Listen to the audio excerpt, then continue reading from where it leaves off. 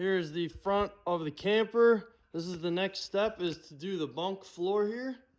Now, we got it built out where in the advertisements from the 70s, what I found online, it advertised a 54-inch bunk. Well, that's what the framework measures out to be from that point there. So that's what it's going to be built to. And it's got to sit on this ledge, and it's got to be, you know, just a bunk floor framework. Well, this is what we're working with. This is literally the bunk floor, aluminum, and that would be the front window cut out the nose. And there's all the framework we got. Everything else was mulch. So we're gonna build it the way we're just gonna build it. What the heck, how else are you gonna do it? Let's keep going.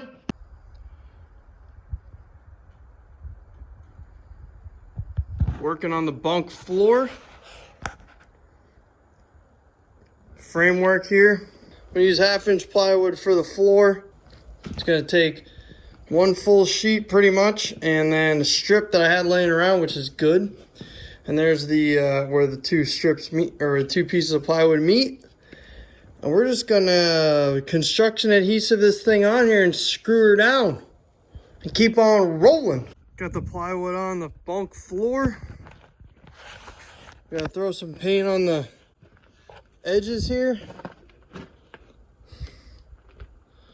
Some framework underneath. So I'm gonna throw some paint where it's gonna nest in there. So she's gonna nest in where this two-tone looking is. I'm gonna paint on the, you know, that part of it on the bunk. So I won't be able to get to that after she's fastened. So, all right. This is the front window framework. So that'll be where that front window is that you see when you're driving down the road, facing forward. Got the framework done, paneled it, and gonna put it in between there. We keep on rolling with it. Because bunk floor, that wall. Then I'm gonna work on this bottom little wall and keep rolling. Update. We don't have every nut and bolt documented here with a video, but doing my best to at least show you some stuff here. So this is what I got. This is what I finished today. So what we got here is front wall with the window installed. I started using construction adhesive as well as the screws just to, well, you know, anything, it certainly isn't gonna hurt. Let's put it that way. So here's the bunk floor.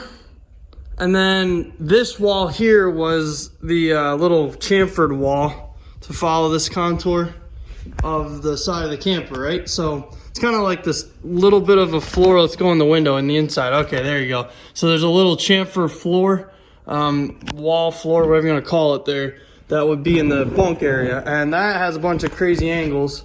So I ripped down pretty much chamfers on the edge of some of these boards here.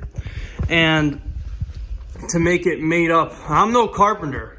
I mean, I am no carpenter here, so this might not have been the right way to do it, but it worked for me. How about that? Didn't do the best making this seam made up perfect, but you know what? Who cares? It'll work fine. And then in here, same deal. So I kind of messed up and whatever, it's fine. It'll work out. But there's a little bit of a gap there between the actual subfloor of the bunk, and this is the Luan paneling. That's what this is. So that didn't made up perfect, but we'll just put either a little piece of trim or some sealant in there, and that's what that's gonna be. I mean, that's it right there. So you're in the bunk. I mean, we have every piece other than the contoured top of the wall. Forehead. And then the roof panels. So there you go. That's what we got. Another shot here, and it is a wall a day. It's what we're getting done here. Actually, kind of cool now because you can get a better idea of like how big the bunk actually is because you have that little wall in there. A couple of them. With the window opening, woo-hoo. Let's keep going, buddy. Let's keep going. And we got slots for insulation, which is just going to be so nice.